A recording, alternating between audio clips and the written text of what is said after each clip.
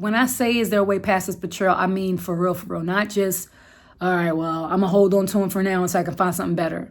And not just, I'm going to hold it over their head every time they do something that pisses me off. Don't drink, don't smoke, I'm a healthy chick. I like a brother getting money, kinda wealthy shit. Don't want a dummy looking bummy or a beta bitch. I need a honey who will love and give me crazy dick. All I do is think about the bag. All I do is dream about the cash. 2 steps to the motherfucking side as I glide past. If you ain't reaching for the sky, then you ride last. I'm ready for the limelight. My hands rock steady cause the time's right. Billy Born Betty, I'm the boss type.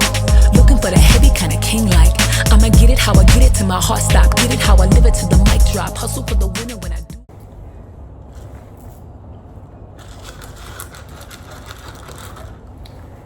What's up, y'all? It's your girl, Phoenix Novell, and thank you for tuning in to another Boss Bitch Tips episode.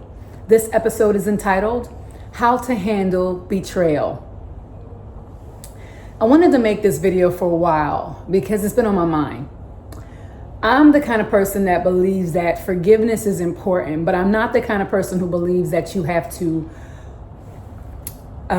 confront the person who betrayed you and forgive them and find a way to coexist or still be friends. I don't believe in that at all.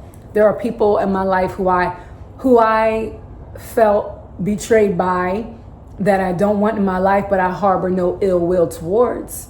Those people don't make or break me, you know, and the way I handle betrayal is, like I said, for me, I got to get you out of my system. I got to deal with healing from within, because if I allow that pain to be like an open wound and anything can trigger me, then I am going to suffer. That is something that I found to be the case with me and many other people.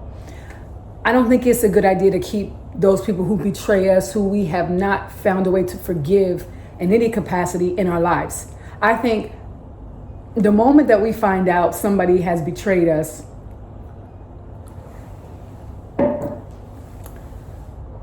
we have to create space. Because when you create space, then you can assess things much more responsibly. And I use that word on purpose, responsibly, because a lot of times it's not just about you. Some people, there's kids involved. Some people, it's your sibling or somebody who you have to be around, or even your parents can betray you. Sometimes it's somebody so ingrained in your life that your relationship with them isn't easily removable, you know? And your relationship with them can affect your relationship with other people, you know, and their relationship with them as well. So responsibly, because a lot of us can't just detach ourselves completely to heal, right? So we have to find a way to detach ourselves responsibly enough so that our pain can heal from whatever they did to us. For me, it's affected me in a lot of ways, because although I'm saying this, heal and distance yourself responsibly and everything, I have not always done it myself, because I had to learn, all right, sometimes relationships are hard. Sometimes you know the right thing to do and that probably isn't the best move, but you just want to let go. I have not gone to family functions because I didn't want to see somebody who I felt betrayed by, or who I felt like, you know, a strong feelings and emotional attachment to what happened in the past. Even though I've done healing work, even though I have worked on myself, even though I have no ill will towards that person, sometimes you don't always know until you see that person face to face again how much healing you've done, right? So the way I deal with and handle betrayal is, I first, like I said, I create space. Luckily, I don't have a very tight-knit family situation, honestly. So because of that, I never really had to endure painful situations where I had to continue to live with somebody or whatever. But I know so many people who have. But I've also worked with musicians and worked with other artists and worked with people in non-music related fields where I had to find a way to create space so that I could work out why I was so affected by whatever happened. You want to trust people sometimes. You want to give them the benefit of the doubt. You want them to be a certain way. You want them to be honest and real. But I don't think it's a good idea to lie to yourself when you see clearly that they're not trustworthy, when they show you who they are. I don't think it's a good idea for anybody to constantly forgive somebody and subject themselves to be around them without making people responsible for their actions. We teach people how to treat us. And if they don't know what we're willing to accept, a lot of them will try and push the envelope to see what they can get away with. We've all done it in the past to people, so I'm not sitting here acting like, everybody's perfect, but the moment you realize somebody does something that you feel they betray you or you feel is violating you in some way, you have to do something sometimes uncomfortable to make yourself and them realize this is my standards, this is the boundary.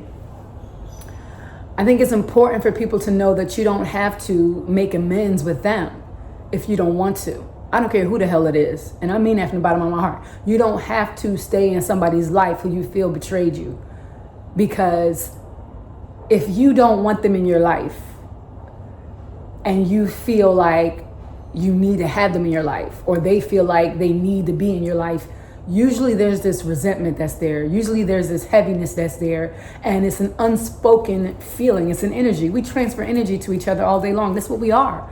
So you can't stop that.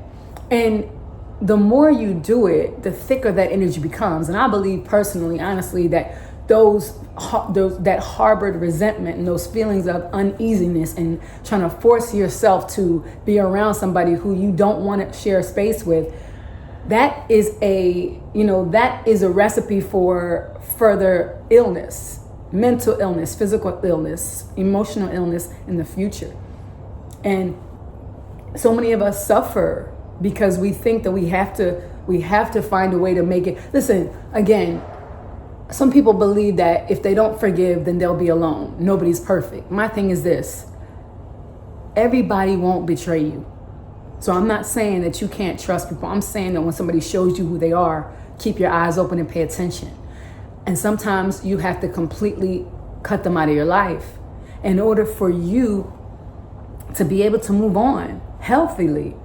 Like I said, you don't have to hate them for what happened, but if you don't want them in your life, if the pain of them being in your life is there, when you still try to, keep the situation cool, you are killing yourself on the inside. That's not helping anybody in the situation. And some people don't understand that.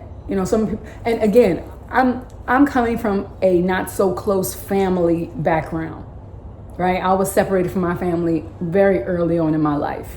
So I have to remember that when I'm giving advice and I'm talking about this to people. So don't think that I am unaware of how close people can be. But what I learned early on is that some of the closest people to us can hurt us the most. And it's even more harder for those relationships to be abandoned or for you to create distance. And I'm saying this because it's for you. Forgiveness is for you. Healing is for you. Somebody betrayed you, then they've already showed you what they feel about you within themselves. The ball is in your court now. They are not granted access to you whenever they want to just because they're a part of your life now. You show me who you are, then you show me how I can expect you to act in the future, even though that's not always a given. But you show me who you are, then I'll let you know how close enough to my heart I can put you. But the moment that I see that you're not a safe space for me, then I have to do the right thing for my health and wellness, because I need to be healthy and well for other people in my space. If I'm allowing somebody in my space who I feel is toxic to me or hurt me, or who now I can't trust and now my defenses are up, I am not taking care of myself so that I am the best version to show up around people who I do trust, people who I do love, people who are still in my space, people who I can be myself around, because we're energy, we are constantly changing, constantly exchanging. And you have to be really, really defensive of your space, of your peace. That's the way that I deal with betrayal. I isolate myself from whoever it is that I feel like is upsetting my energy, or whoever I feel like is taking advantage of me or disrespecting me or is not a healthy person for me to be around, so that I can assess what I am bringing to the table, how I'm coming to the table. Am I too needy for this person? Not saying that you caused them to do this, but could I have made them feel, because I was expecting these things from them in this relationship, could I have made them feel uncomfortable? Could I have showed up more whole, so that I wasn't expecting them to do this or expecting them to be this way or asking for too much? That's what I mean when I say assessing myself. I need to know how I'm showing up, because if you know how you're showing up, then you're aware of what you could do in the future to make sure that you're whole, to not put extra weight on people, or just to be more clear of where you stand and where you're coming from. I think it's important for us all to know where we're coming from, for us all to know exactly how we're showing up in relationships. Because the more you know, the easier it is for you to assess, that's not me, that's not my energy. Okay. And sometimes, it's hard for us to look at ourselves and say, okay, yeah, I can see how I possibly gave that person the impression that I was this way or that way, and that's why they acted this way or that way towards me. Not blaming you or blaming them or whatever. It's just about the way that the situation feels. Sometimes it's cut and dry. They lied, they stole something, they cheated, right? But sometimes it's like the situation got too heavy for them and they lashed out or something or whatever, or they told a secret that you told. It could be whatever. It's about the way you feel about the situation. But you need to create space so that you can be in your own head, so that you can analyze how it got to this point. Sorry guys, it got real noisy where I was, so I had to stop the video. All right, what I was saying was, it's really important for you to create space or distance between you and the person who betrayed you, so that you can see exactly what's yours. You can evaluate the situation, you can process your emotions and your feelings, and you can kind of like gauge of whether or not you're in a healthy space, period. Forget what they did. Are you in a healthy space? Are you a healthy person emotionally and mentally?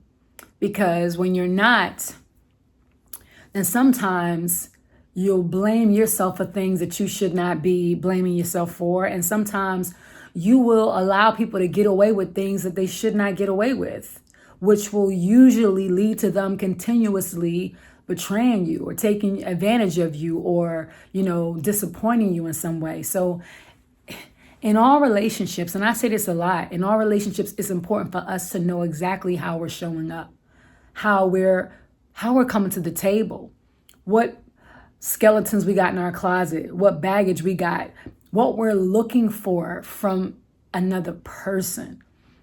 Because when we know where we are, when we know where we stand, then we're better able to see the areas in which we are weak and where we are strong.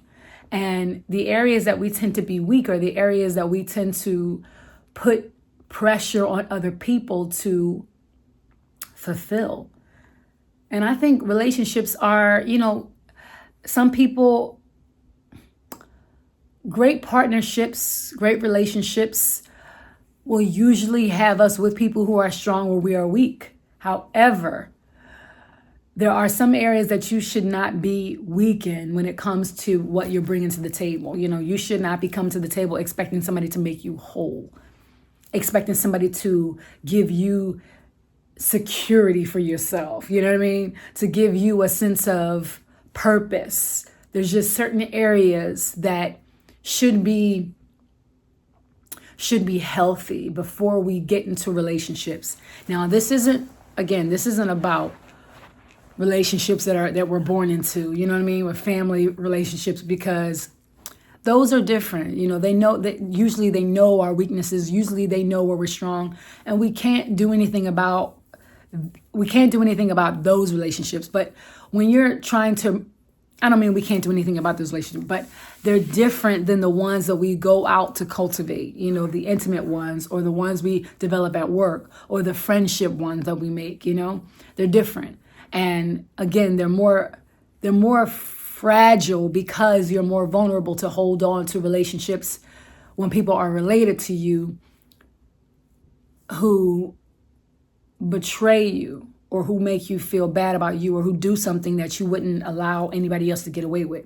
So those have to be handled definitely more carefully, but there's still the same element of coming to the table, knowing what you're looking for in other people, right? This is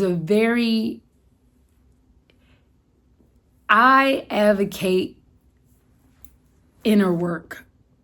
And so if you listen to my videos, you'll probably gauge that. Or if you have listened to a lot of me, you'll probably know that by now. Because I think it's important for us to be self-sufficient, to not be reliant on other people to fulfill us in any way. And when you don't rely on other people to fulfill you, the suffering is minimized. I'm not saying that you won't be sad if somebody hurts you, if somebody lies, or somebody betrays your trust or something like that. I'm not saying that the hurt will not be present. I'm saying that the level of suffering that one does when they're not coming to the table expecting another person to fulfill them or give them purpose or meaning,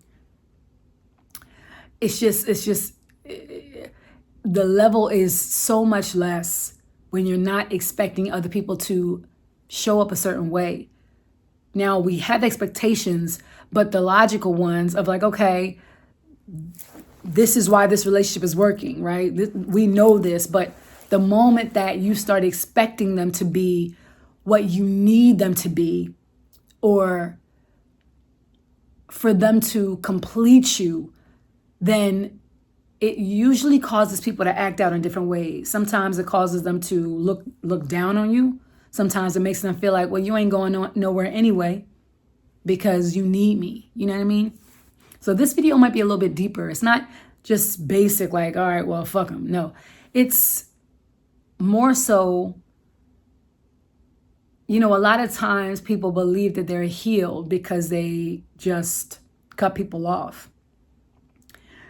My thing is, you create space because you get to understand how you're showing up, and then you get to understand what that person is bringing to the table and whether or not it is something that's adding to your life. That's the assessment. The assessment is, how am I showing up? And what is it about them that I enjoy in my life? Can I live without it? Is it a negative to have them around me? Is there a way past this betrayal? And when I say is there a way past this betrayal, I mean for real, not just, all right, well, I'm gonna hold on to him for now until I can find something better. And not just, I'm going to hold it over their head every time they do something that pisses me off, because I forgave him and took him back. No, because then you're not doing the inner work, you're not healing, and you're not really dealing with betrayal, right? Like, you create this space for the purpose of you assessing where you're coming from, as well as understanding what it is about them that you feel like you would like to have in your life. If you decide that you don't need them in your life, they're not fulfilling any purpose, and you can't get past what happened, then you walk away and you let it go and it's done. And this is what I mean. This is why space is important. Space is relative. Maybe you need a week. Maybe somebody else needs a month. Maybe somebody else needs a few months, right? You don't even have to tell the person that. You take whatever time you need, whatever space you need to create distance so that you can assess where you stand. Because if you keep the person in your life where you don't switch up the routine based on the accessibility that they have to you, then it'll be really easy to go back to the way things have always been, and you really won't process what you're feeling, and you'll probably forgive them or think you forgave them, but you're creating dis-ease in your body because you are still split emotionally about what happened. The space is so that you can assess how you feel. The space is so that you can see exactly what usefulness they have in your life. If a friend told your secrets, depending on the kind of person you are and how you're showing up in a relationship, you may or may not want to completely cut them out of your life. But maybe they mean a whole lot to you, and they bring more to the table than their betrayal. And so now you just have to pivot and reframe your relationship. All right, now I know that you're capable of doing this. I'm just not going to tell you my secrets. But I still trust you with watching my kids, or I still trust you with having my back if I need you, or I still trust you to be somebody who I want to hang out with and who I can just shoot the shit with, or, when I don't want to be, whatever. Like, some people do that. They don't just cut people off. They realize, okay, and even in intimate relationships, right? Lots of people say, well, you are like, I know that I can't trust you to be a great husband, but I can trust you to be there for me whenever I need you. I can trust you to, take care of me financially. I can trust you to be a good father or whatever. I can trust you to be somebody who would never tell my secrets. Like, they'll know, okay, well, this person is a liar or a cheater or whatever, but they're good at X, Y, and Z. So I don't want to cut them completely out of my life. Or a parent, right, who is sometimes the shit they say to you can be off-putting or rude. And that they're great if you don't live with them. So now you create space of no longer living in their household. So they can't be in all your personal business. They don't know that much more. They don't know as much about you because they don't have access to you now. But they're great parents outside of that. They'll have your back if you ever need them. That they would do whatever for you because they love you. See? So dealing with betrayal is relative. It depends on the situation, the person, and how you feel about them. So that's my advice with dealing with betrayal. First and foremost, figure out where you stand. And if you're coming to the table really, really needy, and is it possible that you back this person into a corner to take this drastic action or to do this? Not saying that you're blaming yourself, but saying, is it possible where you can see how that avenue presented itself, where you can see how that situation turned into that, so that you make sure that it's not you that causes it in another situation or with another person, right? Then you assess how important they are in your life and what going forward with them will look like, and be very, very deliberate to make sure that it does not look funky and that you will abide by however you reframe it. Don't go backwards, because now you know that this person is capable of this, and you have to stand on business in order for them to respect your boundaries. All right. Once again, thank you guys for tuning into another Boss Bitch Tips episode with your girl, Phoenix Novell. If you guys have any topic ideas or questions, or you just want to shout us out, message me or email me or message me here. But you can email me at askthebawse@gmail.com. ASKTHEBAWSE@gmail.com. Or just leave a message below and let me know how you deal with betrayal. Let me know if you agree or if you don't agree. I don't mind. I like communication. I like to see different perspectives because, like I said, for me, I'm all about the inner work. I'm all about you figuring out whether or not you are healthy when it comes to the relationship that you have, when it comes to what you're expecting from people that you have relationships with. Really important, because sometimes they might think that the relationship is one way and you might think it's another way. And then sometimes when you get a feeling like somebody betrayed you, and that conversation is had, you'll realize, okay, well, maybe I was expecting this relationship to be much more deeper than they were expecting it, or they thought it was. So now you reframe it. All right, well, I like this person. I'm not, all right, this is the way it has to be. Okay, cool. You don't have to cut people off all the time. Sometimes you do, and it's completely up to you. But I learned that people have many facets to them, many sides to them. And the more you communicate, the more you're able to see that sometimes the way you perceive a situation and what you might think is a betrayal, or what you might think is, like shade or something, it's really not. It's really not. I am guilty of this myself, where I just, I might have just perceived something be a certain way, and instead of saying something, I just harbored on it, and it festered in me. And then our relationship was tainted because I didn't communicate, because I was sure that I was right in my mind. Right? And then you lose people because you don't communicate. Sometimes you let people go necessarily, but sometimes you don't. So first figure out the situation, first assess the situation, make sure you're showing up whole, and figure out exactly what role they play in your life and how important it is. All right, now I'm really out. Until next time, guys, peace.